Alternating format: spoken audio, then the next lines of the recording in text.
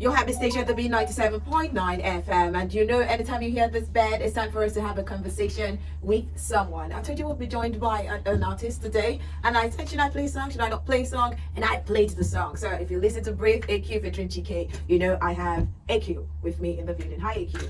I'm good. How you doing? It's a good day. Is this your It's a first great day to be here. Oh, really? Yeah, it's my first time in, not in IB shop, but Little Oh, so we should go easy on you? No, you can try. A lot have. Did they succeed? No. I think I have to break that record then. I do have to break the record. Welcome to the show. Yeah. Before we went on air, you were having this conversation about Rat Race. You just dropped a body of work, Goldie. Yeah. Incredible song, by the way. Album, by the way. EP, album. Which one should we call it? Because you called it album first. It's an album. It's an album. But it's just like about 7 songs in it. Yeah. You know, people lose their way and they get everything confused. So they do everything they are told. So somebody comes and tells you that an album is supposed to have a certain number of tracks. You know, because those people want to monetize, right? You know, so they need you to fulfill your contract obligations, and for you to complete your contract obligations, you need to release like minimum like 12 tracks. You know, so they have a lot of catalog to, you know, to go with. But I'm not under any contract situation. So Are you aren't? no. Oh, I would have thought you were with Chalk City with some sort of contract. I was a label head there where I signed Black Bones to the label. 100 crowns? Yeah, 100 crowns. But yeah, I left last year. Okay. Yeah, so I'm not under any contract obligation. So and now, you know, people mistake an EP for a body of work. An EP is not a body of work. Oh, what would you call an EP, please? So an EP is called an extended play. Playlist. It's called extended play because it's an extension of a single. So if you have a single and you want to like put the instrumental, you want to put the vocals, you want to put a remix version, then you want to add like 1 or 2 more songs that you think could also be a single, and just in case the lead single doesn't work. You know, so you have, you know, a couple of like 4 or 5 tracks on there. You know, that's what an EP is. But these days, people have, you know, changed that to A body of work. a body of work because, you know, they just feel like they're not ready for an album, so they should put something else.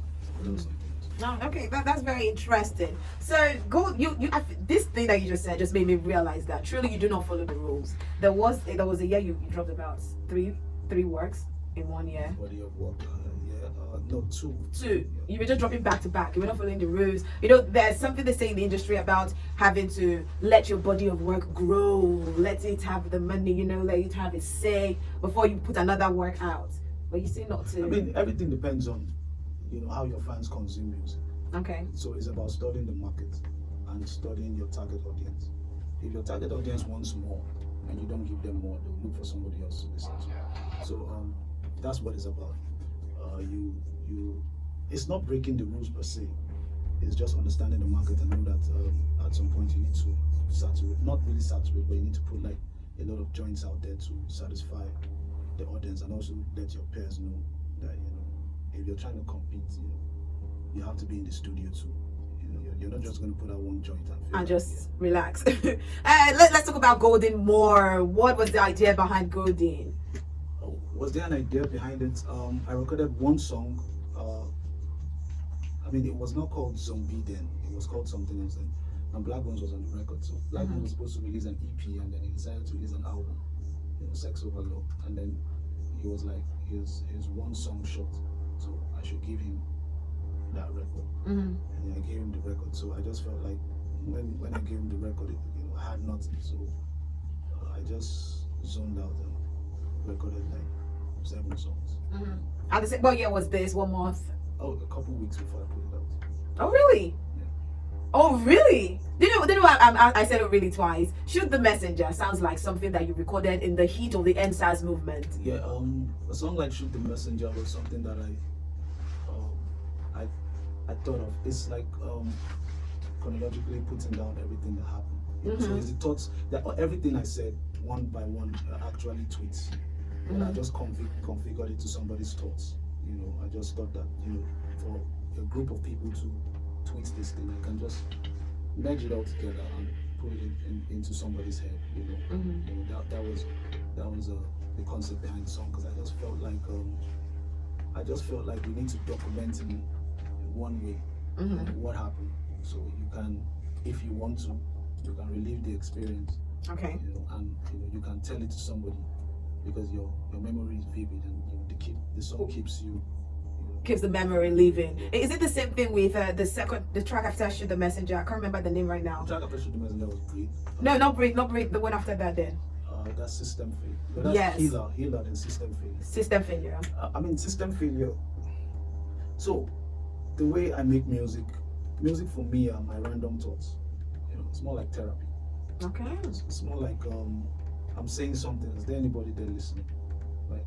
So you turn on the TV and you just see what is happening every day, and you're tired, and then you're trying to find out who is wrong. But I got to find out that, for me, it's not about who is wrong. It's just a lot of things that we believe in, a lot of things that we grew up on, a lot of things that we found ourselves in.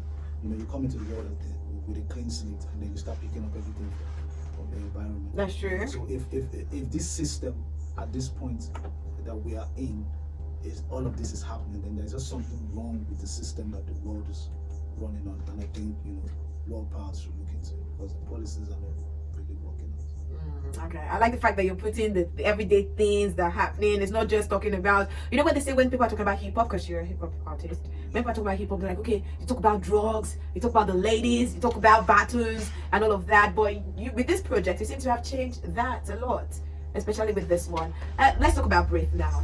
Breathe seems to be the favorite from the. Did you know it was going to be the favorite? So so now it's a lot of things is about the fans, but also now in the streaming era, a lot of things is about satisfying, what we call the digital streaming platform wants. So they have these things that they call playlists, and it's more like saying a song is radio friendly. Right? So you want a song that is playlist friendly. So you have to. If you're thinking of monetizing, you have to satisfy those needs. So for me, how I create is that I make my body of work, and then I start to think of, so it doesn't lose its essence. The work is already done, and then you start to think of which song will be radio friendly. Should I make a radio friendly song, or should I how should I make the song that the DSPs will playlist and everything? So that was the last song to be recorded. Really? Yeah, because I didn't want the body of work to be very voluminous. I just had one of that there, so it had to work. So when I got into the studio, my producer Beats by J, he sent me, no, we have to start from scratch, and we need to make something that, because I'm not, how radio songs are, you do 2 or 3, so if this one doesn't work, the other one will work, and I'm like, we have to just go for it. So I was like, who is like the best young vocalist out there now, and it was between Chicken and Oxley. I already done a joint with Oxley. So we just went with Chicken. It was really, apart from just killing the hook, he didn't give us much troubles. Oh, that's so sweet. That's so sweet. So are you even surprised that it's on our alternative chart? I saw your tweets. Yeah, I was, as a hip hop artist being on the alternative chart, but I can understand it because of the hook and the beat, So it was something that surprised me, and I was like, oh wow, alternative chart. Is there no hip hop chart? No, there's no hip hop chart. There's Nigerian chart though. So it could be on our Nigerian chart though, right? That's where the problem is. What? No hip hop chart. Tell me about hip hop, because the hip hop culture, most people have said is dead, right? And with as you said, that playlist, what is trending, what is radio friendly, most people go for alternative songs, the pop songs. Most rappers are trying to switch to that. Even Black Bones, right? He said when he was about to bring out his album, he said, you know what? I found out that lazy singing was a thing, and I decided I'm going to go that way. And I have the #1 album in Nigeria right now, right? So you have the switch. So just tell me again, do you still think that hip hop culture is dead, as people are saying? So I can't speak on that, because I'm not an authority to say that it's dead or it's alive. What I can say that is hip hop is important, because you listen to a song like Shoot the Messenger. It's going to be System Failure. It's going to be very difficult for another genre to be able to put all of that information in songs. So why I said that it's a problem that you don't have a hip hop chart is that I feel like, because of the importance of the culture, because I know that a lot of other genres just came and ripped from the culture. So videos are looking like hip hop videos, people are dressing like hip hop stars and everything, but because they feel like rapping is not going to make them money, because a lot of your pop stars were rappers before they became pop stars. True. So because I just feel like the custodians of whatever part of the music business, be it show promoter or OEP, I just feel like it's important that because of the importance of the genre, it's important that you have something to push. Well, apart from actually playing it on air, you would agree with me that beef is supposed to be one of the parts that make the hip hop. Beef? Yeah. Yeah, I mean, it depends on what beef means to you. What does beef mean to you? I mean, if a certain rapper feel like you don't deserve the accolades that are coming to you or the respect that is coming to you and decides to test you, as long as it's on wax and you decide to say, okay, you feel this way and I'm interested in making you, rethink your feelings. So for the fact that he's coming at you and you can say, oh, this guy is beefing me. So any other thing, rappers have ego and all of that, I've probably been involved with some of that in the past, but But what? But now I'm just living my life. I would still come to your diss track. I would still come to that. Yeah. What was that about? Are you guys now cool? I mean, so it depends. That's you and Vector. Are you guys now cool? It depends on what cool means. I just mind my business, basically. No, that's not what I mean by cool. Cool is entering into the studio and creating a track together. It can happen on somebody else's song. It won't happen on my song. Not because of anything, but I just feel like the wavelength is different. What I'm on and what is on. It's totally different. It's totally different. You won the Headies last year, early this year. What's that? Okay, everybody listen to your clap now. How was the feeling? What you put, not what you said on stage, what you put online was that for those who felt like you didn't deserve it for your body of work, God's engineering, that you're going to come back with more, which by the way, Golden is telling them off. And do you feel like you have to go rework their albums? Do you feel like you've done it? They have to go rework. Wait, who were you even talking to, Seth? Rappers are always in their feelings. I used to be in my feelings, but I came out.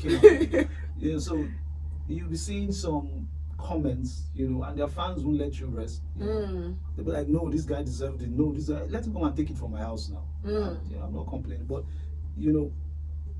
the statement that some people had that after all this time that I've spent in the industry, that I didn't deserve it. I just wanted to clear their doubts. Now I'm not saying that because I really want somebody else, a younger person, to win it. That's why I try to, let me put it this way, I try to disqualify myself. So I try to put just 7 songs out so they can say, you can't give it to somebody else. But it was just to let people know that if I want to make it difficult for you, I'll make it very difficult for you. Because I smell pride. No, it's not pride. What I used to tell guys that come at me is that you don't have the work ethic. You don't think it through like I do. You just pick up a pen and you write. No, that's not it. We're just different, and there are very few. I can maybe 3 people that can. I'm a fan of hip hop, so I understand what it means to go the extra mile. And if you think about it, from when I put out Rose to Blessed Forever to Crown to God's Engineering to Live Reports to Golden, I understand what it is to go the extra mile. I understand what it is to make a better project than the last one. While you're struggling with that. So I'm not competing with you, I'm competing with me, so I'm getting better all the time. So if you test me while you still have you to contend with, I just pack all of that and just dump it on you. I don't know why I feel like this hip hop is all about. If you come for me, I said I'm minding my business. Well, you said that. I'm minding my business. I'm here to do TED Talk. I'm here to give out everything knowledge about the music okay business. We'll come to the fact that you had an extra 1 million in your account. You know what I'm talking about. We'll come to that. You really did your research. No, I follow Blackburns. I love Blackburns. I follow him. So when the alert entered and there was a retweet and I saw it, I'm like, oh, okay, Blackburn sent him 1 million. You're going to give to some Ibadan people that money. Why? Were Ibadan people there when I was saying? No, they were not there, but that's how you give it. No, It's going to happen. Let's just move from that. What is the next thing for you? For me, business.